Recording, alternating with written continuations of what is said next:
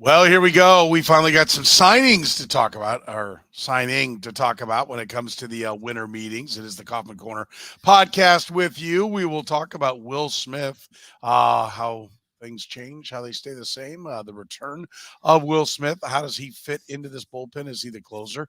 What else does the bullpen need? Which starting pitchers are the Royals rumored to be looking at? Can they afford big names like Marcus Stroman, Lucas Giolito? I'm sure Rany's going to say yes. Just a spoiler alert right there. Is there a major trade looming? Where might that come from? Does a legit bat still fit their budget? What is the Shohei Ohtani contract? 10 years, $700 million with the Los Angeles Dodgers. What's it mean for baseball? What's it mean for the Kansas City Royals? We talk about it right now on the Kaufman Corner podcast. You're listening to Kaufman Corner, the most in-depth analysis of the Kansas City Royals, breaking down the Royals like no one else can. Kaufman Corner is hosted by Rany Jazayerli and Soren Petro. Rany is a co-founder of Baseball Prospectus, author of Rany and the Royals, and former columnist for Grantland, The Ringer, and The Athletic. Soren is the award-winning afternoon drive host of the program on Sports Radio 810 WHB in Kansas City. Kaufman Corner is proudly brought to you by Gann Asphalt and Concrete, Kansas City's nationally recognized full-service paving and pavement maintenance contractor, making parking lot problems disappear since 1994. Free consultations, no commissions, in-house crews, and every project comes with a written warranty. Find them online at GannAsphalt.com or call 816-484-3338. Gann Asphalt and Concrete, one contractor, all things parking lot. Now, here's your hosts, Rany Jazayerli and Soren Petro. And good evening. If you're catching us on the podcast, you can be a part of the conversation, be a part of the stream. We stream normally on a Sunday, coming to you on a Monday because of Rany's travel. How about that, Rany? Rany coming back from Kansas City last night because he traveled in for the Kansas City Chiefs game. So we bump over to a Sunday to make it all worthwhile, to make it all work out. So thanks for joining us. And by the way, some love to our friends at Gann Asphalt and Concrete. You know it, one contractor, all things parking lots. Went to the Gann Asphalt and Concrete little holiday get-together on Friday. And spoke with everybody up there. Great group of people, great Kansas City company. It was great to see everybody. They really do a fantastic job. And it was great to meet one gentleman who it was our employment spot that we did that got him from right here on the podcast, that got him working for Gann. So it was great to see. All things come full circle. Remember, if you need anything when it comes to your parking lot, they've been solving parking lot problems, as Curtis just said, since 1994. Gann Asphalt and Concrete. Online at GannAsphalt.com. Rany, first of all, happy holidays and everything with it. I hope you're avoiding the holiday cold season because while my house has been sick for 3 weeks and I'd avoided everything, I now am starting to get a cold. So it's finally the holidays, I guess, for me as well. But let's start with Will Smith. What do you make of the signing of Will Smith? Well, first off, in honor of Kadarius Toney, I'm sitting 6 inches too close to my camera, and in honor of the referees, you're not informing me that I'm in the wrong spot. So I'm going to move back now. Happy holidays to you. I find the best way to avoid having a cold now is to have a cold a week ago. Okay. So I just got over my cold, so that's why I'm feeling good now. But we had a great time in Kansas City. I brought my oldest two daughters, 2 out of 4, the two oldest ones with me. Their first time at Arrowhead. We had a great time. And we had to leave late in the fourth quarter to catch our flight, which was probably for the best. So at least I wasn't there for the kill shot at the end. Anyway, so Will Smith. Let's start there. Yeah. So let's start with a happy story. I like the signing. I like it a lot. Like I had mentioned this earlier, but I was a little bit nervous a few weeks ago from JJ Piccolo's comments about wanting to spend some resources on the bullpen, just because, the easiest way to overspend on talent and try to make a splashy signing without really moving the needle for your team is to spend on the bullpen, especially when you're not ready to contend. But 1 year, $5 million. I mean, that's exactly the kind of market the Royals should be in for the bullpen, looking to add on the margins without making any kind of long-term commitment.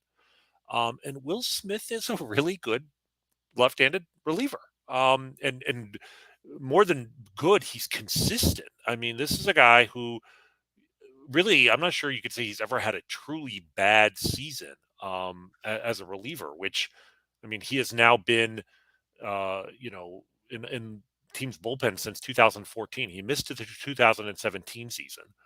And in 2020, obviously the pandemic year, only threw 16 innings. But I mean, he's had, the highest ERA in that time is 4.50, and he's generally under 4.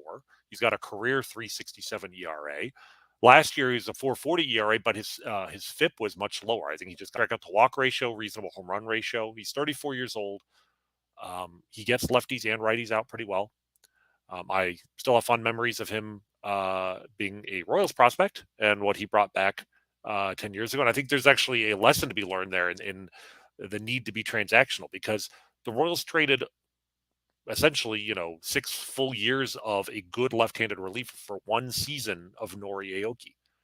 And you know what? It was a great trade. It was a great trade for both teams, because Will Smith is a solid left-handed reliever, but didn't move the needle. The Royals had a very specific need for a team that was in contention. And Aoki was, a big part of that season, filled a hole, had some very important moments in the playoffs, obviously putting the ball in play, getting Dyson in from third base in the wild card game. He had some other moments out there, some interesting defensive plays that he managed to make. So it's kind of a reminder that, making trades can be good for both sides, and making trades is a good thing. But 1 year, $5 million for a guy who might be the only guy in this in the organization right now who's guaranteed a bullpen spot. Be perfectly honest, I mean, this bullpen is very unsettled. So to have at least one guy you can rely on, and then obviously, this is a guy with the pedigree of having been on the last 3 World Series champions, and if he's reasonably good, you can flip him at the deadline and almost certainly get something for him. So, like, I don't expect an Aroldis Chapman-sized return, but he'll probably bring back something in July if you're out of it. And if you're in it, he's probably one of the reasons why you're in it. So I don't have anything bad to say about it. Do you think, though, I mean, Will Smith is basically Aroldis, Blake says is basically Aroldis Chapman 2.0, correct? In terms of plan and likely outcome. I mean, I think best case scenario is that they're contending and they don't want to trade him, right? But I think realistically, yeah, with, as you pointed out, a lower return, right? I don't think he's going to exactly. I mean, he's lower risk, lower upside. With Chapman, I wasn't a fan because I was worried he was washed up. But of course, that's why he was available to the Royals at the price that they paid for him in the first place, because the upside was so high and they hit on it. They got him fixed. With Will Smith, I think you're expecting him to pitch as well as he's pitched for the last 10 years, and you're perfectly fine with that. Yeah. I like it as well because it is a veteran guy. The ninth inning is different. I'm all fine with not having the Dennis Eckersley days. I think if you've got Dennis Eckersley and you've got great setup guys in front of him, I'm fine with a bullpen being deployed that way. I don't think, the Royals are obviously going to use leverage situations and all those things that are involved, but the ninth inning is different, and having a guy with some experience back there with this team in particular is important. And if nothing else, Will Smith can go out there, and if nothing else, he can be the guy to blow the save and not, oh my God, my career's over. Oh, what am I going to do?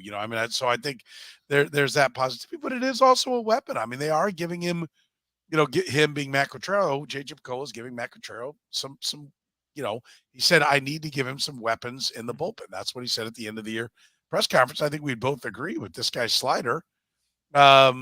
He's doing exactly that. He's giving his manager something to, a different club in the bag to go out there and try to win some games late.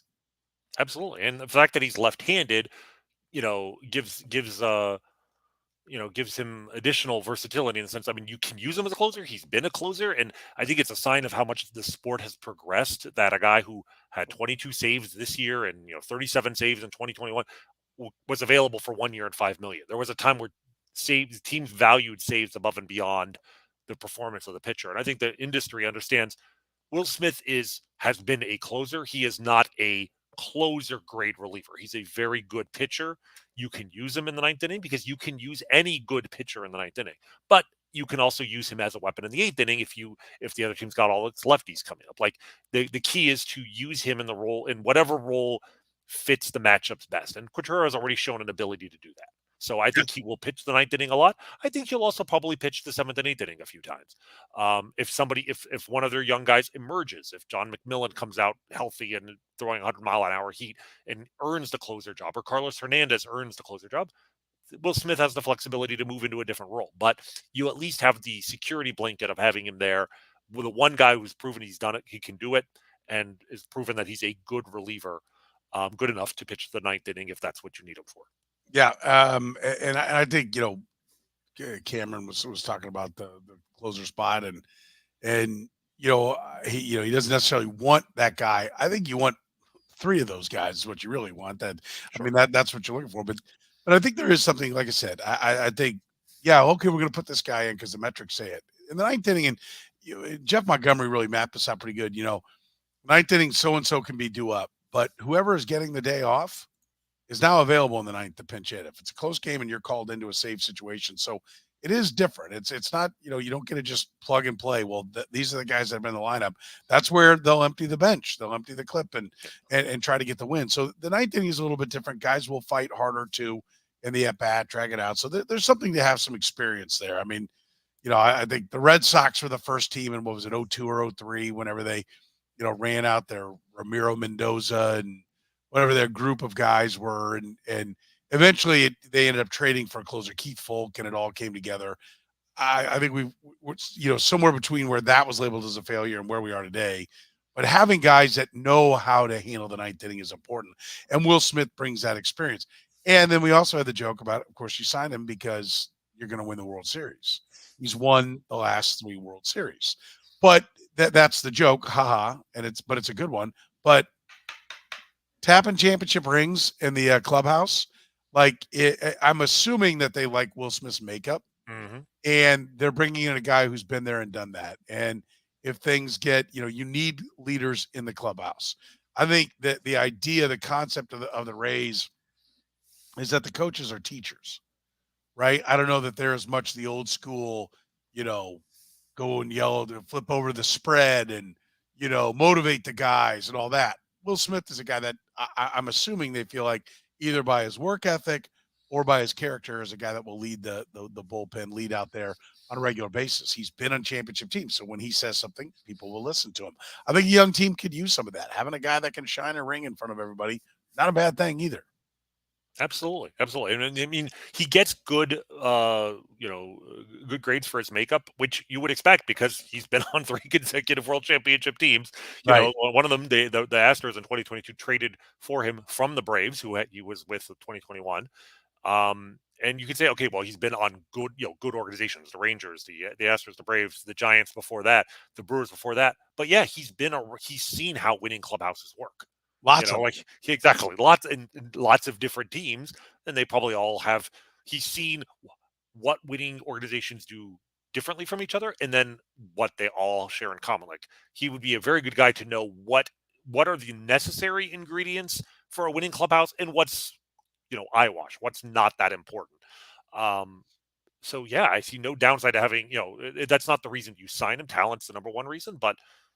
You're getting both. You're getting a really good package here. 1-year commitment. I'm kind of surprised this is all he got, to be perfectly honest. And I'm like, this is a really good use of dollars, because the odds are you're going to get more. It's assuming you're not in contention, which is of course the best case scenario.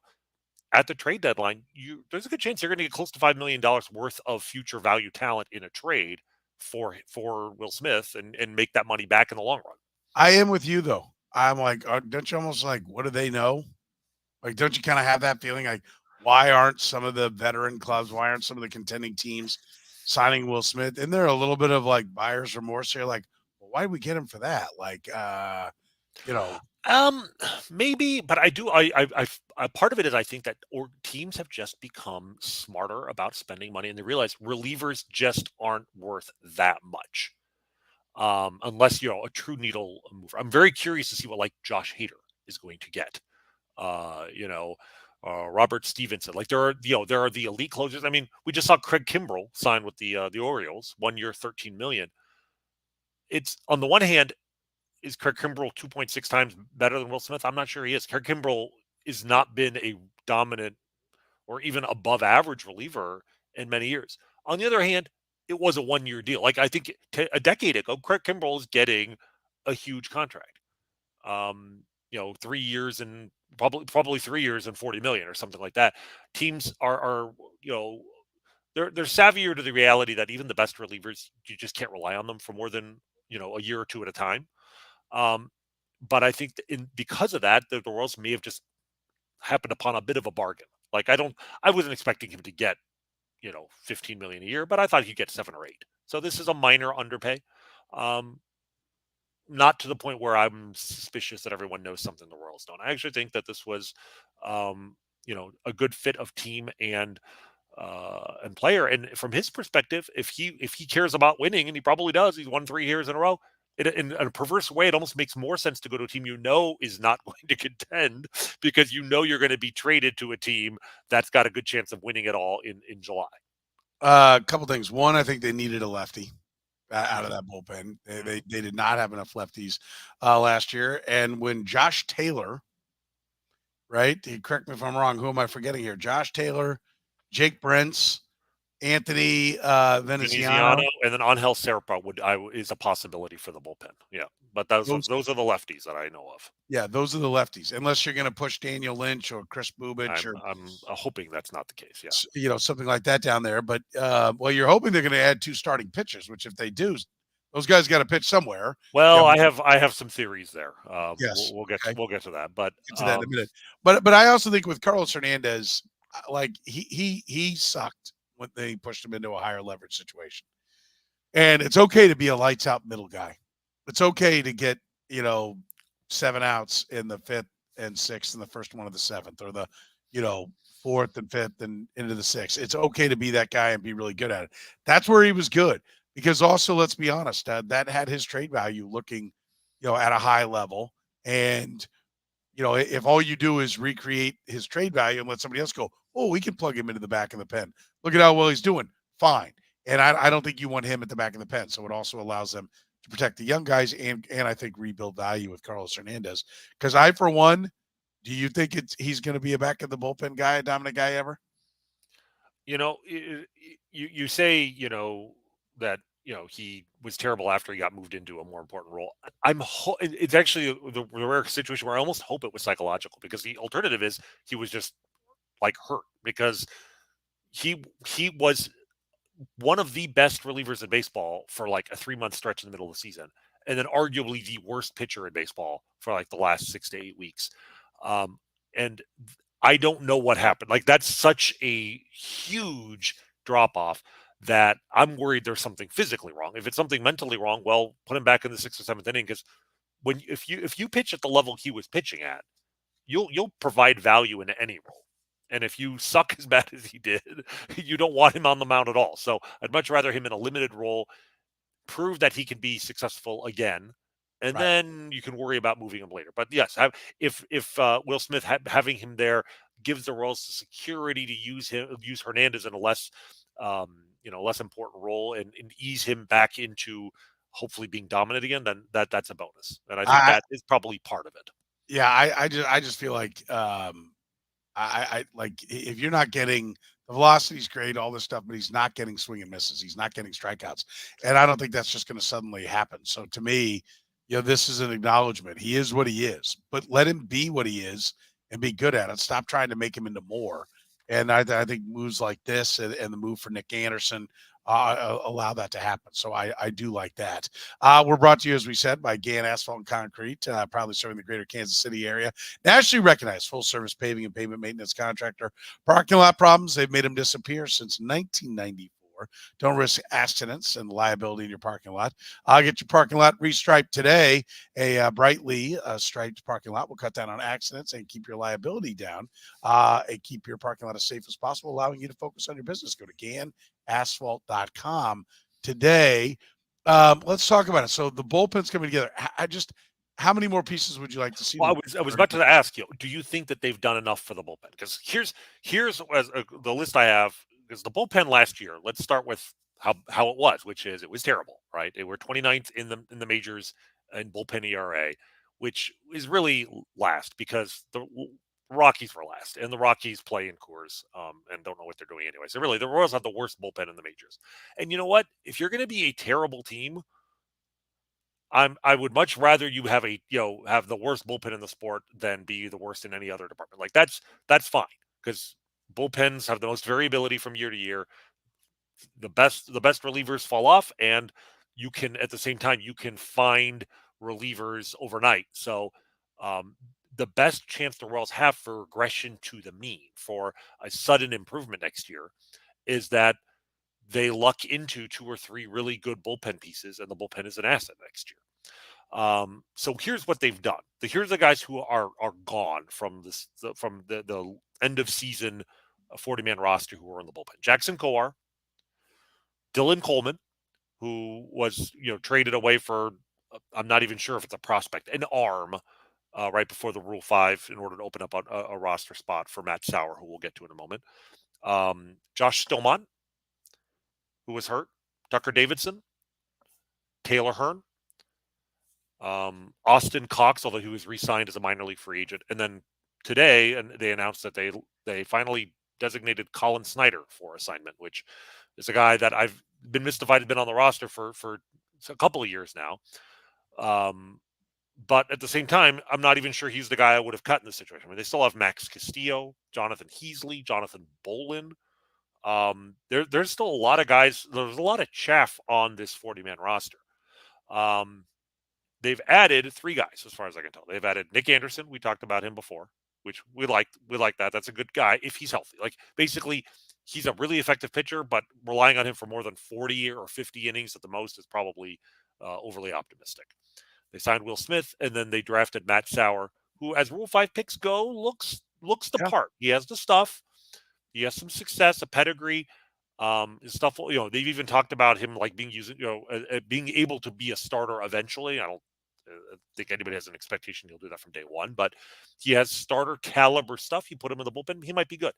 He's still a Rule 5 pick, and the odds you hit on that are best 1 in 3. He may not even make the opening day roster. So you have 2, maybe 3 guys you've added to a bullpen that right now, if you start with Will Smith and Nick Anderson, if you were to rank the guys most likely to be in the bullpen by just likelihood, Will Smith is the only lock. I think Nick Anderson, if healthy, is a lock. After that, probably Carlos Hernandez would be most likely to make the team. You've got James MacArthur, who looked great in September. I think John McMillan, if healthy, he looked phenomenal before he strained his elbow. They're saying he should be ready to go for spring training. And then it's just like throw a dart. Exactly. That's exactly kind of. They have 5 guys. So you said, how much more would you do? I 3 more guys is what I would like to do. I mean, there are some guys I'd consider, like Alec Marsh. I think honestly, they should, for the time being, forget about making him a starter, make him a reliever, let his stuff play up, let his velocity play up. I think Alec Marsh actually has potential to be a really, really good reliever.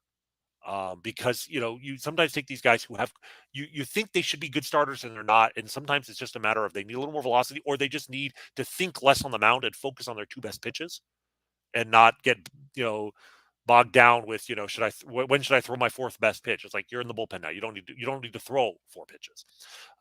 So he'd be a guy I'd consider. But then it's like Max Castillo, Steven Cruz. I mean, these guys might work out. I don't know. We haven't even mentioned the 2 guys they've given contracts to, Taylor Clark and Josh Taylor. You mentioned earlier, like those guys were arbitration eligible, and the Royals have already cut deals with them. They could still be released and only have to pay I want to say 1/6 of the amount. But those are 2 guys that are they major league caliber? Barely. So this bullpen still, there's some upside there, but I still feel like there's not nearly enough depth.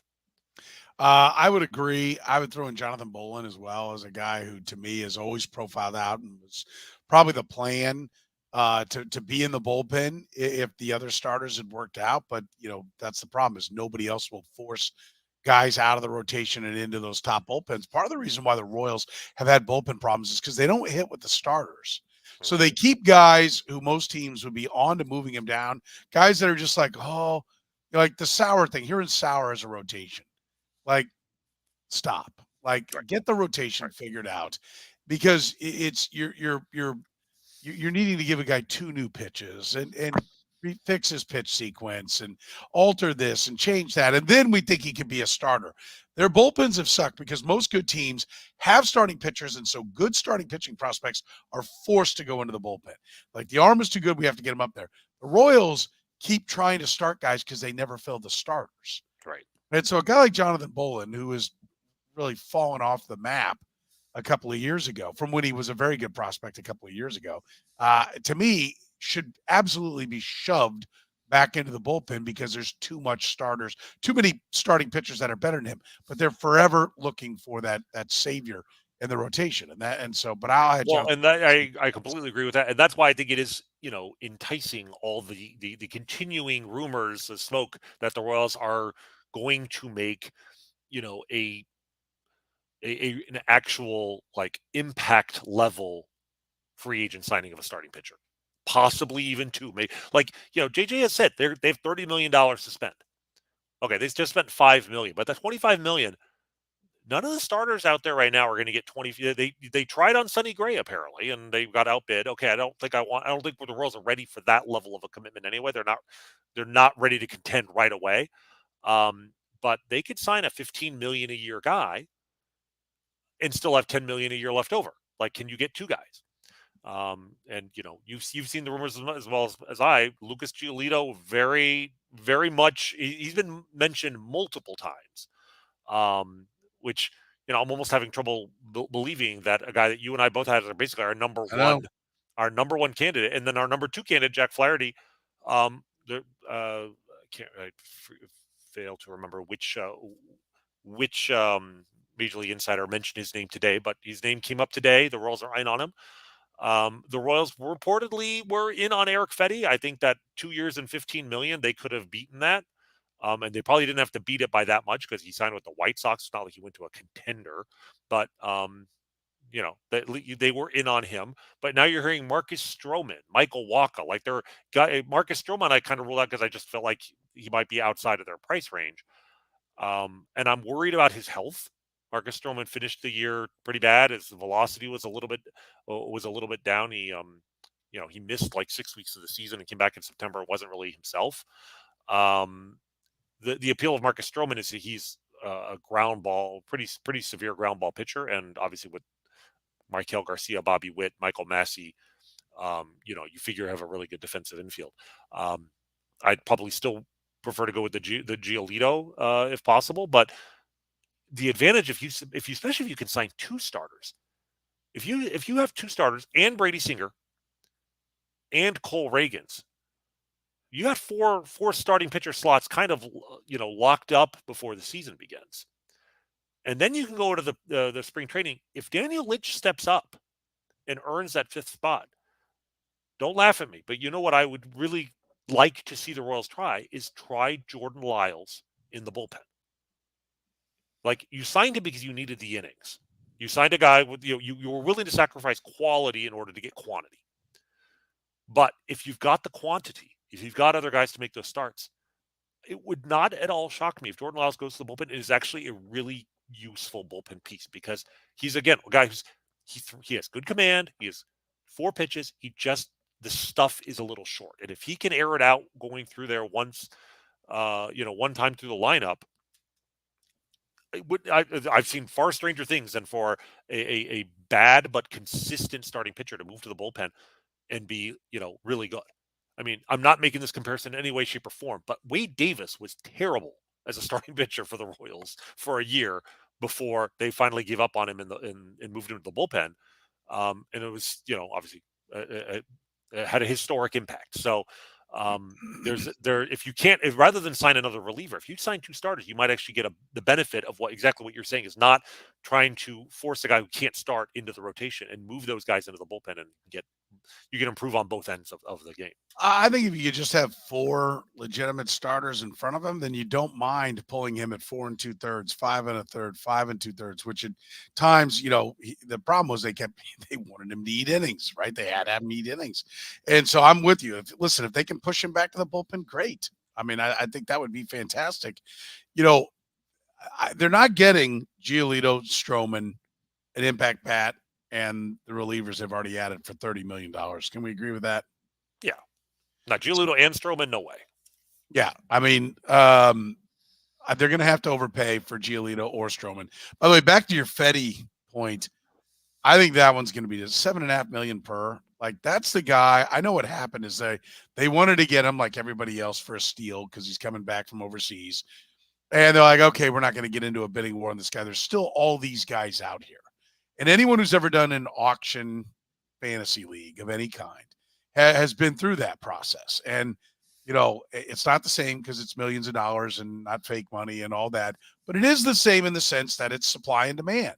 Mm-hmm. And you always think, okay, I'll get out there, look at all these guys. And it only takes one other guy to bid you up on something, right? You think, okay, I'm going to get this guy. And baseball's no different. Like, okay, we're going to walk on him because we're going to get one of these other guys. And like right now, I know you even made the statement. Well, the prices are coming down on guys until they look around and go, well, this is the last guy that we think is a difference maker. And there's 2 teams that think that same thing, and the price will go right back up. And for the Royals, why would you sign for the Royals unless you're getting more money? So whatever the going rate is, they have to pay more. Unless somehow in 1 year this new coaching staff has people thinking, like I think Will Smith, part of it was, I'll close there. That'll get me back to a contending team. Or it'll springboard me to more money next year, right? I get it. But no starter is thinking that. Starting pitchers get the ball every 5th day. You don't need to come in here. And listen, does the defense, like right now, what are you selling on the outfield part? The infield you can sell. You can sell their infield defense as being very good, particularly over on the left side. So like I could see a pitcher going, okay, I'm going to look pretty good here, right? Stroman wants to come in and ground ball it. They're going to look pretty good behind him. But the outfield, Kyle Isbell looked well, but does he hit well enough to keep there? I mean, I don't know that you can sell that either. So they're going to have to pay for whoever they get. And everything that they say they want to buy, they're not getting for $30 million, which was the number that was floated in one of the early reports on how much they have to spend. Right. Well, and that's why, to me, Fetty, if they had gone, 2 and 7, like another $1 million a year, 2 and 17, that sounds familiar. But if they'd gotten him, I mean, $8.5 million, could you then get one more? You could basically sign Giolito or Stroman or Walker or whatever and call it a day. You would have gotten 2 starting pitchers. Like how about 3 and 27? It's like I like my rule of thumb is until I see somebody else sign, you got to go an extra year and an extra $1 million. Right, the extra $1 million, I agree with. I do think the fact that he signed with if he had signed with the Mets, who are also reportedly in on that, I would say, yeah, you probably need to give another year. But like if you're ranking organizations right now by the desirability for a free agent, somebody, a pitcher like this who's never had a huge payday but is coming over from Korea and ready to restart his career, the Royals are going to be at the bottom of the list. But you know what? The White Sox are not going to be much higher. So that's why I'm like, to me, I do wonder, you probably still could have gotten him for 2 years and more money, but maybe 3 and 27. He's also 30, and there is, to your point, he's 30 years old, and he may only want a couple of years because he wants another crack at it before he gets too old. So to your point, he gets guaranteed money now, and in 2 years, if he establishes himself, he's in a great position.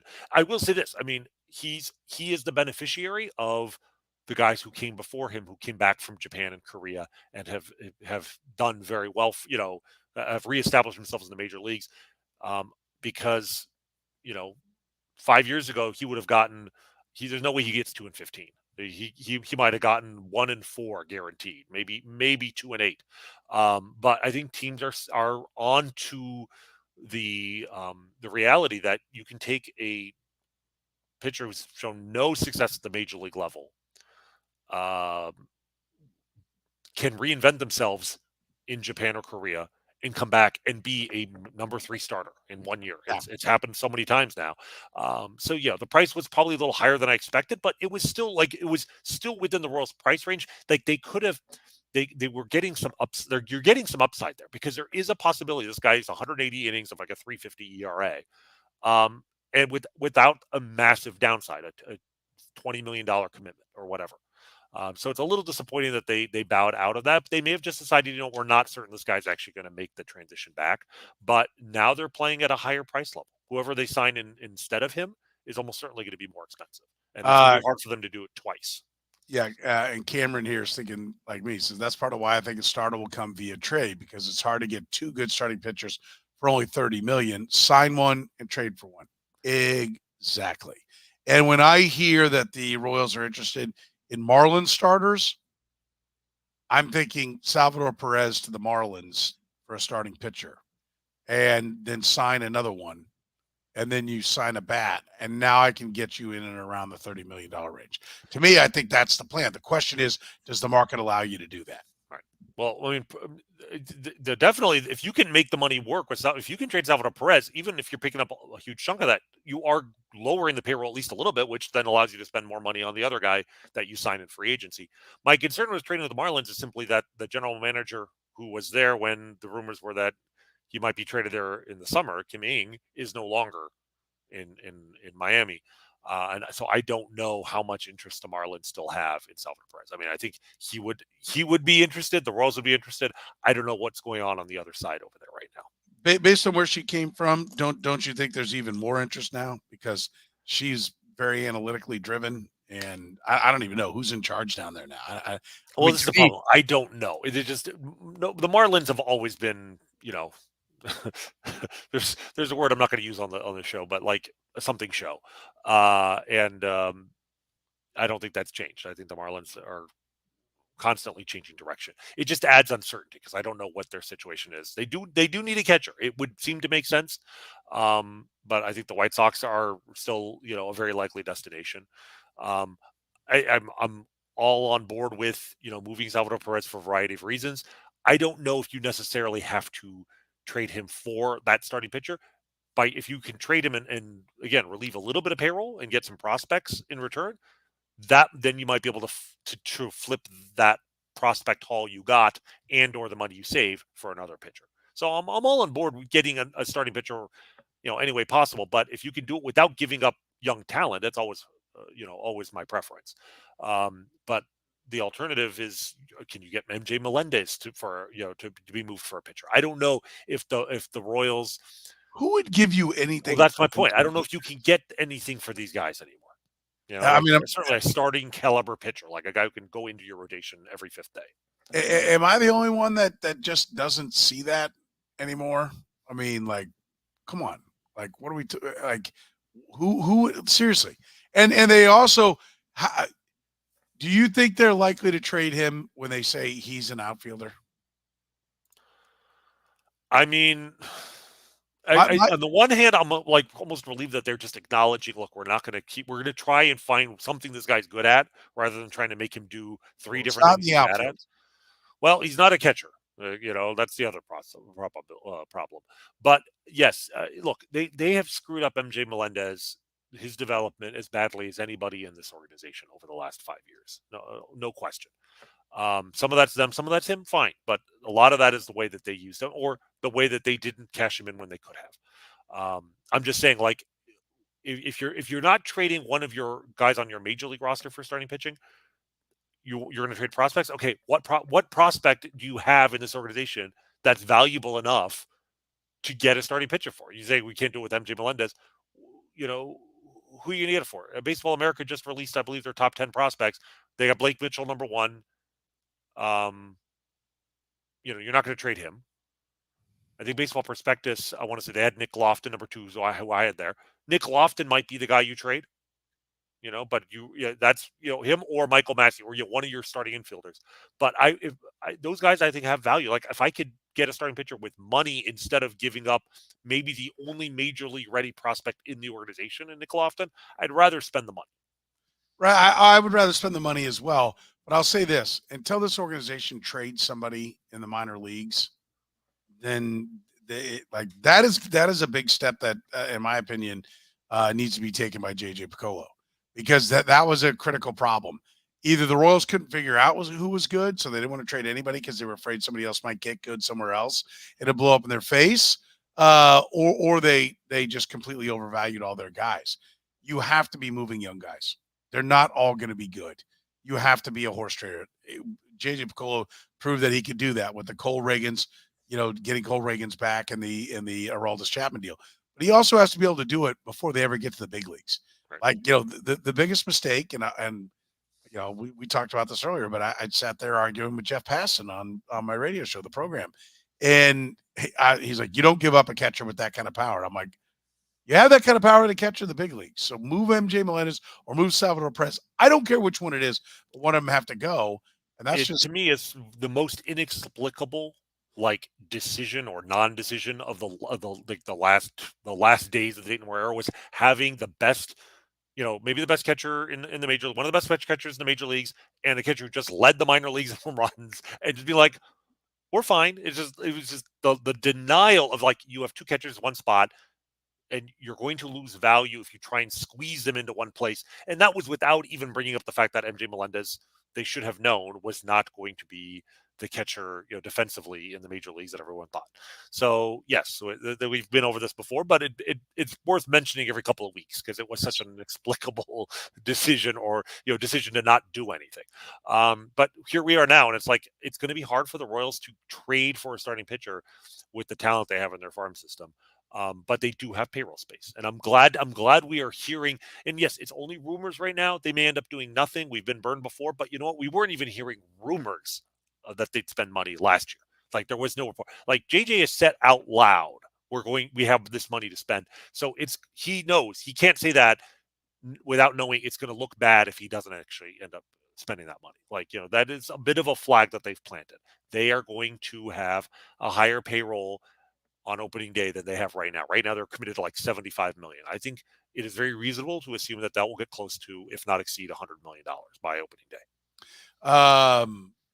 By the way, somebody's cashing a ticket tonight. I'm just going to say that right now. Sidebar: if we're recording on a Monday night, you figure out what's going on right now. So there's somebody who's got a weight problem and two thumbs and a winning ticket on the Titans. The bat. Who do we think the bat's going to be? Do you get? We're not hearing anything about that. I'm starting to think the bat's priced their way. And you know what? If they can get two starting pitchers, I'm okay with them passing on a bat. There's no bat in this free agent market that is at the level that they can afford that I think is really worth the risk.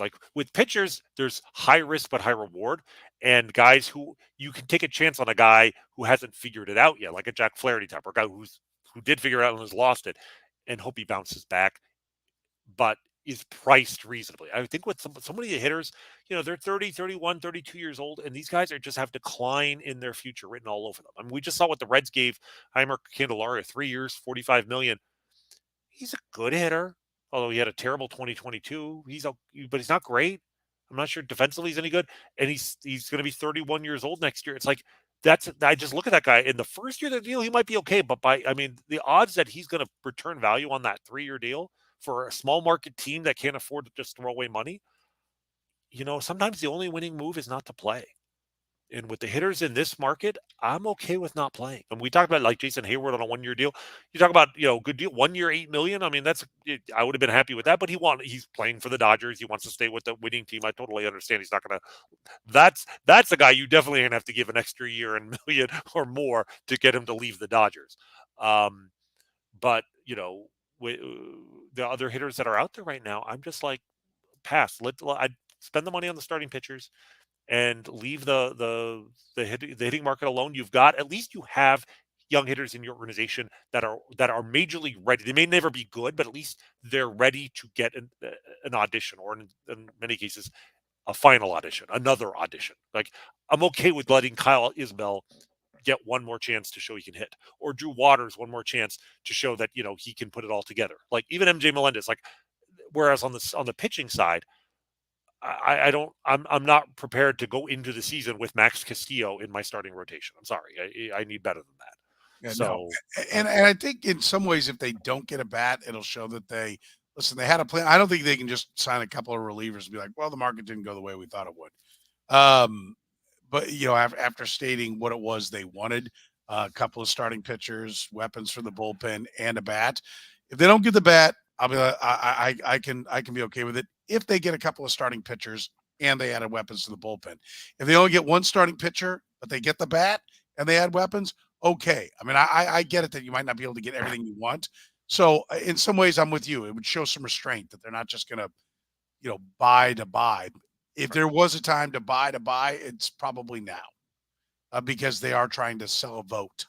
Right. No, I think they should spend money. But it's a rare time where I'm like, you know what? Even though pitchers in general are higher risk, the shape of this free agent market, and the needs of this organization right now, the alternatives they have, I actually think the Royals are better off spending money on the pitching side more than the hitting side. I really, I mean, they spent their $2 million on Garrett Hampson, and if they don't sign another free agent hitter, I'm okay with that. If they actually sign certainly one and ideally two starting pitchers to go with their bullpen makeover and go into the season with a completely remade pitching staff, and also with the the proven, not fully proven, but at least semi-proven ability of their current pitching development system to take pitchers and actually fix them or make them better.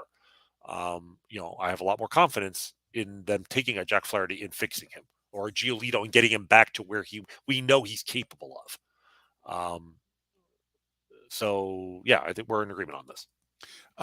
Let's talk about the Shohei Ohtani contract because it means a lot. By the way, we're brought to you by Gann Asphalt and Concrete with free consultations, no commissions, in-house crews.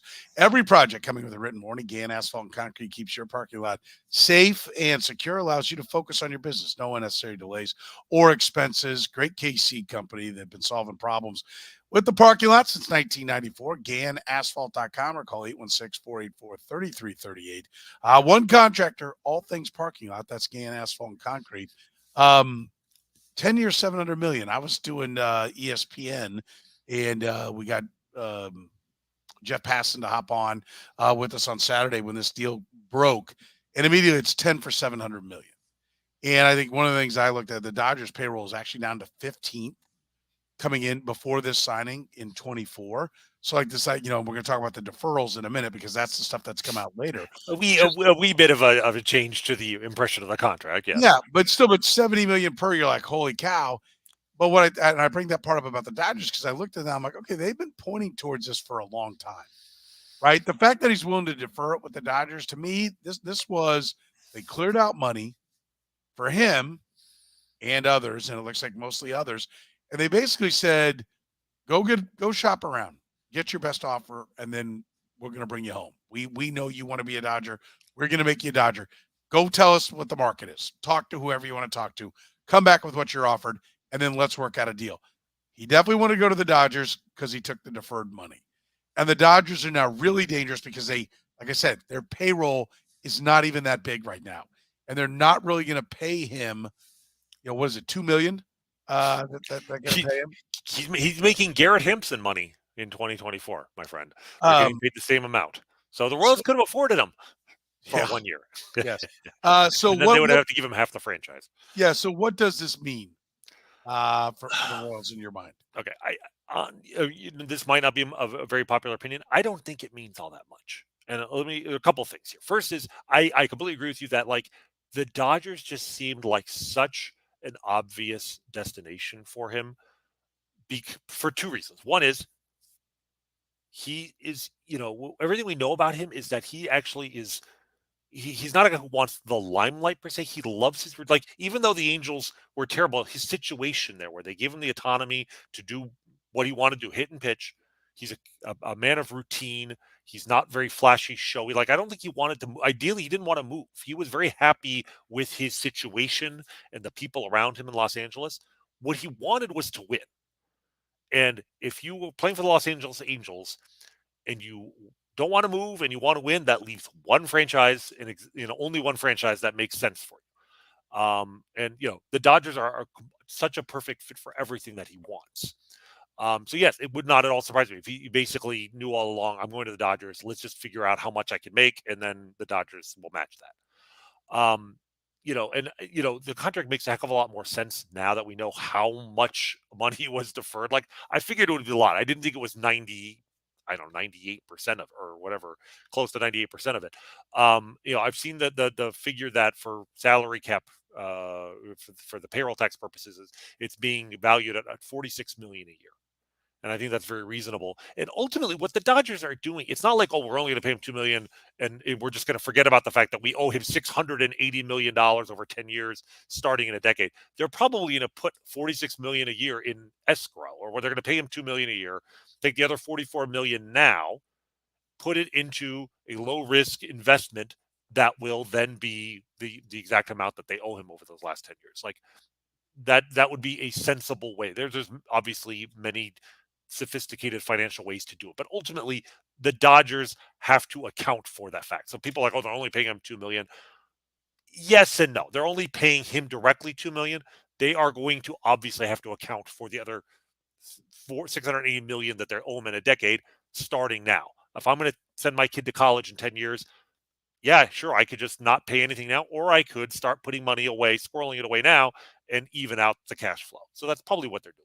But from the perspective of how does this affect the Royals, unless and until they make the World Series, it doesn't affect them at all. People, like, I've heard too many people be like, this proves why the system of Major League Baseball is broken. The Royals have no chance of contending. Yeah, like, it's any different than it was 8 years ago when the Royals won the World Series. But also, the greatest asset the Royals have is they don't play in the same division or even the same league as the Los Angeles Dodgers. If the Royals can be better than the Guardians, the Tigers, the Twins, the White Sox, they are going to be a playoff team. And if they're a playoff team, until they get to the World Series, they don't have to worry about the Los Angeles Dodgers. It sucks for the Padres, the Diamondbacks, the Rockies, even the Giants.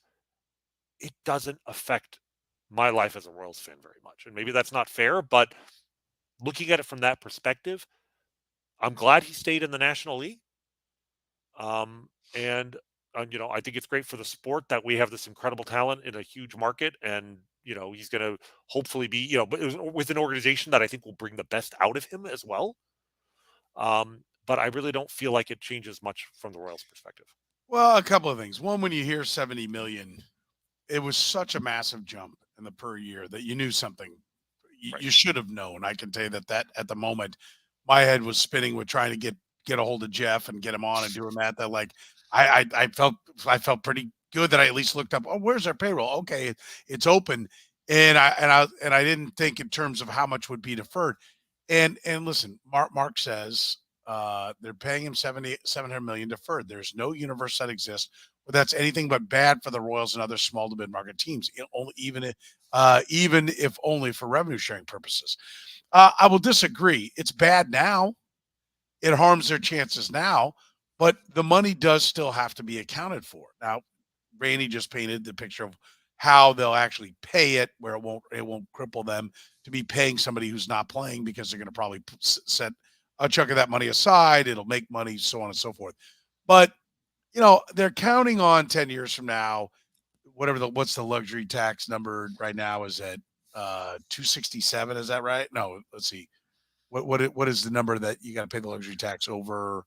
It's around two. It only goes up a couple million a year. You're I think that's about right. 263, or it's in the 260s. Yeah. And they're probably counting on that number is eventually, let's see, in 24, it's 237. 237. There it is. Yep. Yes, CT threshold payroll for 24 is 237 million. They're counting on it getting towards probably 300 million, 350, 450 million. And that money, which they'll have to account for at that time, will be 10%, 11%, 12%. Well, actually, let me counteract you there, because actually the way it works is MLB calculates that deferred the value of this contract in today's terms. That's why I've heard this 46 million a year. Yeah. So it's not like only 2 million gets applied to next year's payroll. No, it's 46. I know, but it'll be 46 million then too.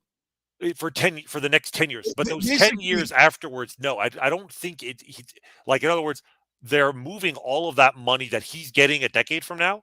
They are moving up that money for purposes of calculating its effect on the payroll tax to today. So it'll count 46 million for the next 10 years, but then the 10 years after that, when he's actually getting the money, the contract's over, it's zero. So Are the you sure impact about is that? now. I'm pretty sure.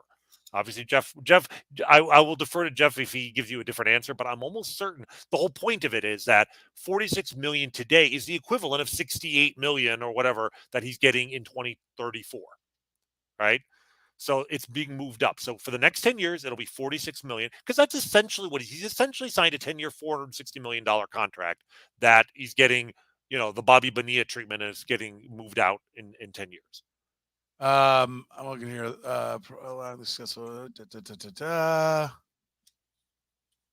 No opt-outs. All right, I need to read a little bit further because I was under the impression they would still be having to count that money at that time. No, because if they did, then obviously the payroll hit today would not be nearly as high. And it makes sense because 46 million, if you put a reasonable inflation rate, 46 million, which is what it'll be on the cap for 2024, is about 68 to 70 million a decade from now. That for 10 makes years, sense. it's 460 million, and my understanding is that there's another 240 million to be accounted for after that. Like you should not. I will say this to Mark's point: if they get away with not counting 240 million ever against their payroll, then that's BS, and that's a problem. But my point is that I know your point, but like in the NFL, the way it works in the NFL, every dollar has to be accounted for. You don't get to give a guy $100 million signing bonus, play him for a year with a $5 million salary, and then say, okay, it's $100 million on a 5-year deal, so it's $20 million per. So he counts $25 million this year. We traded him. That's it. He's not going to count against our cap.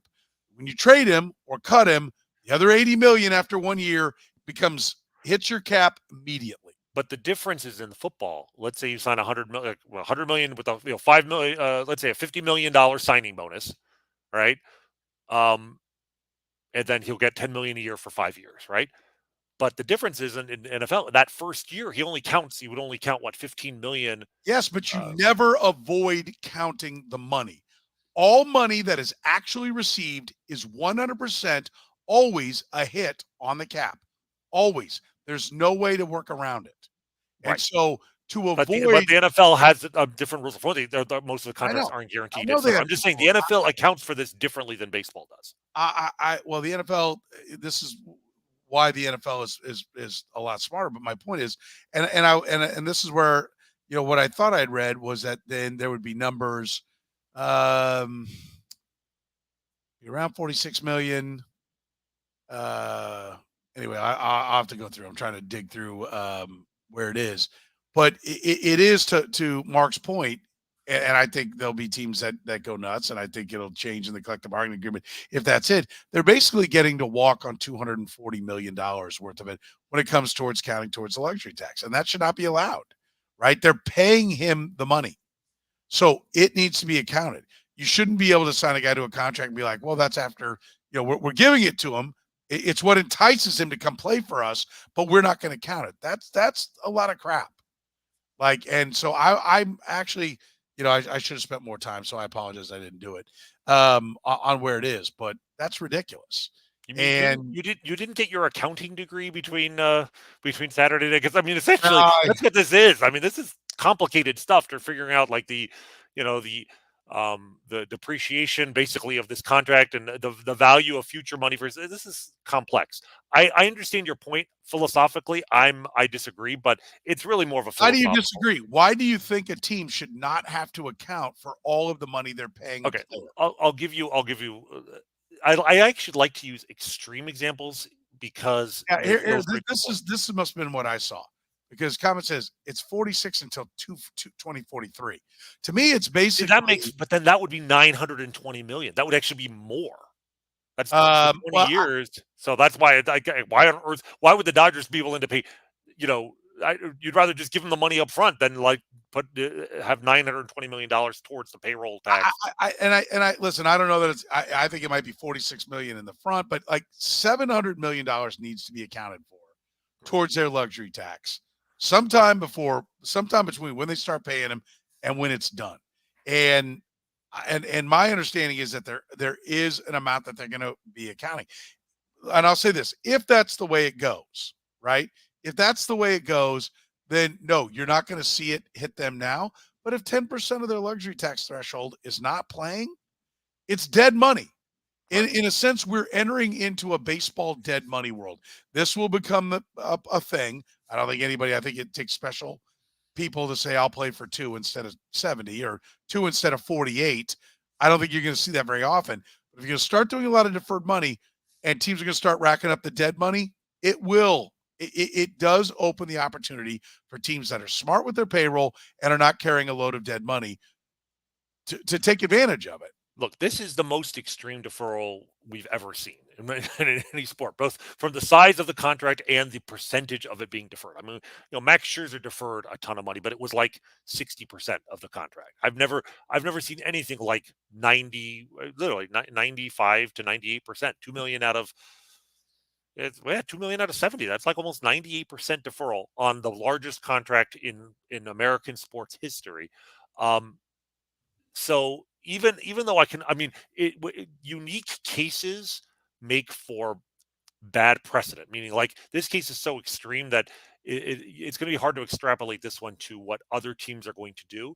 But I do think this contract alone may cause some changes in the next collective bargaining agreement because while I understand baseball's rules here, they probably were not anticipating anybody would try something like this. But the way I've heard it explained is that Ohtani basically wanted the money deferred. Like he wanted they my understanding is they agreed upon a number, and then Ohtani asked for the money to be deferred in exchange for that number being higher because the Dodgers can take 10 years to let. So basically, it's almost like the Dodgers are taking that money. They're giving him that money now, putting it in like an escrow account, and then giving him that money after it's compounded 10 years from now. If that makes sense. Like it's almost like they're just investing his money today for him. I think that's and he can't get it in 10 years. I think everybody's got that. What the devil in the details about what it means for the small market teams is about how the Dodgers will have to account for it and when will they get the parachute? When will they get the lead weight around them of having money or at least having luxury tax numbers on the books and weighing them down while they're getting nothing? That's what has to happen at some point. Because right now they're getting something for nothing. And either what I read and I'm sitting here trying to find it. What I read earlier about it counting into that is going to be the case. And okay, that's where it is. They'll have dead money. Baseball will have its first dead money contract, right? As far as it relates towards luxury tax, or there's going to be a big outcry from other teams because then you're just circumventing the luxury tax. Well, we're going to see what's going to happen. I mean, like I said, I think we just learned this like hours ago. So I'm very curious to see what experts in the field of the whatever the baseball equivalent is of a capologist, are going to tell us. Jeff, I'm sure we'll have some very very useful information on this in the coming days. But the way it is now, my understanding is that this will count at like 46 million for the next decade. And that in 10 years, when he's actually getting the money, he no longer hits their payroll for tax purposes. Yeah.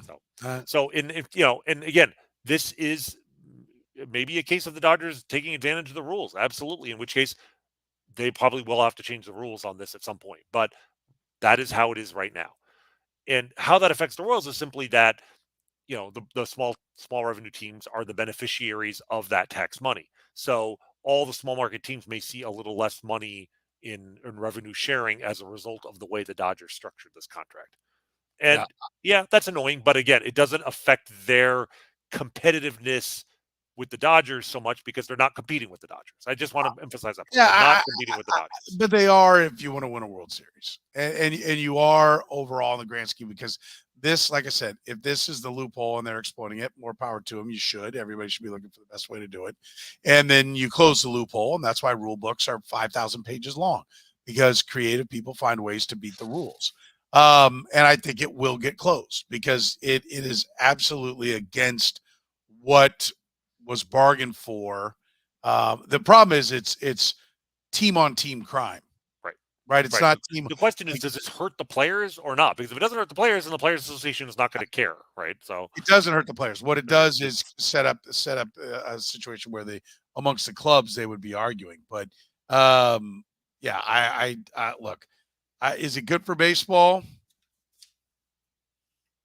Is it good for small market baseball? No. It's not good. I don't think it's terrible. Is it good for baseball as a whole? I mean, if anything, just the PR boost of a guy getting 70 million a year, that number, like, that's good for the sport, to make, at least to combat the narrative that, oh, baseball is dying, baseball is dead. Like, it's hard to argue a sport is dying when, the biggest contract in American sports was just handed out to one of their players. So. Yeah. How about this? I like what Cam said. Does it potentially help the Royals? They can sign Bobby Witt to a massive deal and defer 98% of the penalty. Well, I don't think the Royals are hitting the penalty no matter what they do. They could pay Bobby Witt $300 million in year one, and I'm not sure they would pay a penalty. Their payroll's just never going to get to that point. Well, and I also say that the luxury tax is based upon the average of the teams above, like, the middle of the pack. The Dodgers are so far beyond that the luxury tax doesn't. The Dodgers, the Mets, that doesn't really. That's not where they start to actually have pressure points, right? They can go well beyond that. So the Royals backloading that money, that would be the worst thing that they could do, because they're going to run with a smaller payroll. So paying someone to not play, they're a cash poor team. Actually paying the players, the bigger problem is they don't want to pay the other teams and have all this money. That's the problem with the other teams. So I don't know. We'll see. We'll get some more details and get to the bottom of it, and then we'll deal with it next time. That's what we'll do. All right. Remember, we're brought to you by GAN Asphalt and Concrete. No commissions, in-house crews. Every project comes with a written warranty. Parking lot problems are problems no more. GAN's been solving them since 1994. They can do it for you if you run a business, manage a business, own a business. Let GAN Asphalt and Concrete let you focus on your business. Plus, give a great first impression to your customers, to your clients. Go to GANasphalt.com. So for Dr. Rany Jazayerli, I am Soren Petro saying thank you very much for joining us